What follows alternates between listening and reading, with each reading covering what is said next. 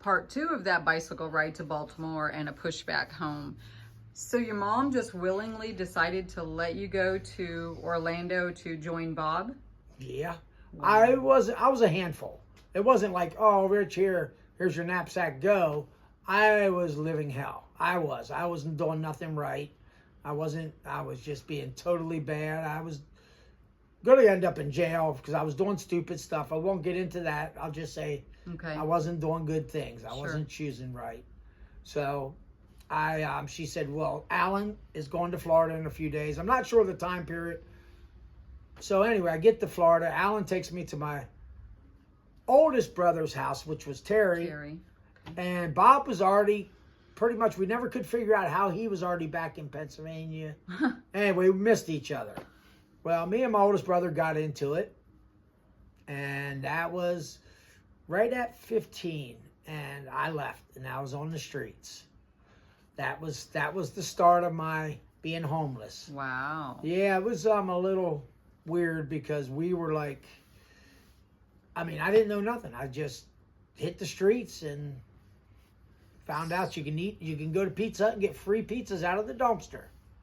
So that was like 1981, if I'm doing the math correctly. Yeah, it was in the early 80s. I do know 80s. that, yeah. So we have no cell phones, payphone calls, or have to be local and probably 10 cents. I don't know if they were 25 cents. I think were they quarter by then? I don't ever remember 10. Okay, and it's not like you could hop online and Facebook Mom. No, there was no. So that's pretty crazy. So you just started living on the streets, then winging it. What were your thoughts? Were you going to go try to find Bob? But last you heard, he was in Pennsylvania. What happened? Well, my thought, I guess I really didn't think much about it. My thing was, I met a guy, kind of like a homeless guy, a little bit older than me, and we went to this job site not far from outside of Orlando, and the guy hired us on as laborers at $4.50 an hour. Woohoo, going up in the world.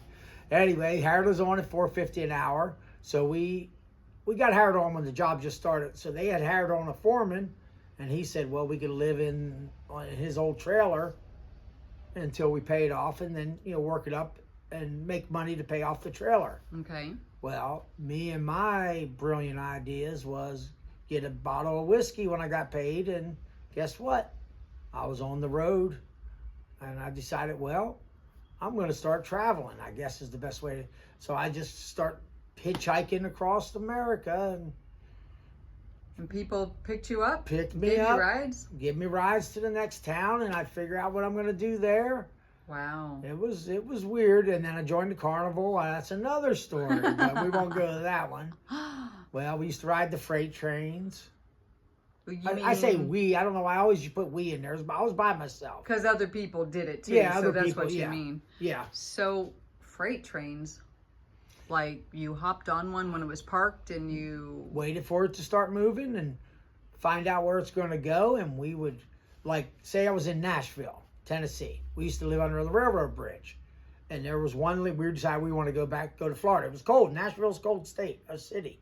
So we're going to Florida. So we got on the freight train one night and said, okay, we're going to get on here. We got us a bunch of sardines, bunch of Mad Dog wine, and water. We had to have water. You always got to have water on a freight train because you never know when you get stuck.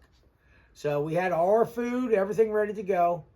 Well, we sat there for 7 hours, drank all our wine, ate all our food, and then the train started moving. Now it's like 2 o'clock in the morning now. Wow. So when it gets going down the road, we decide we had a 5-gallon bucket. We're going to build a fire on this train and keep warm. We're on a thing they call a piggyback. It's where the semi-trailers sit on a flatbed. Okay. So we're on that.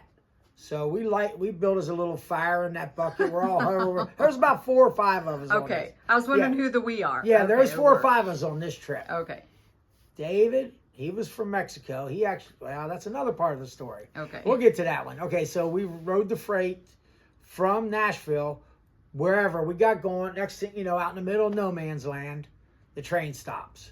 We're like, okay, well, maybe they're going to let one pass because there's things where they call them hot shots. They go around. You got to get out of their way. Okay. Well, here comes the engineer and another guy, and they're like, all right, guys, either you got to get the fire off or y'all are going to have to get off. So we proceeded to get the fire bucket off and get it out. And he let us stay on the train. Well, now it's 4 of us. Each of us, we had jackets on, but it was freezing. It was probably 30 degrees out. And we're going 50 miles an hour with wind just hitting right on us. So it wasn't a fun trip. And that wasn't the first trip. That was probably, I've been doing it for a little while. And that's just one of the ones that I remember the most. Okay. Because we got to, which was, this is a good part of the story. We got to Montgomery, Alabama. And somebody said there's a mission on top of the hill. And they, they'll feed you. Nice. And it was so cool because we could see it like we could see the lit up mission. So it was like a lighthouse on lighthouse the hill. on it, as a beacon of light. There you go. So we get there, and here's the crazy of it all. I can still remember what they fed us.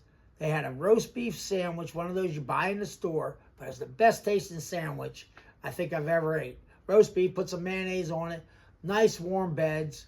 Wow. Took a nice shower, and it was like, I can remember that like it was yesterday. I can't even remember what color socks I got on. So anyway. They're all black. They're all black. Okay, well, I could do that one.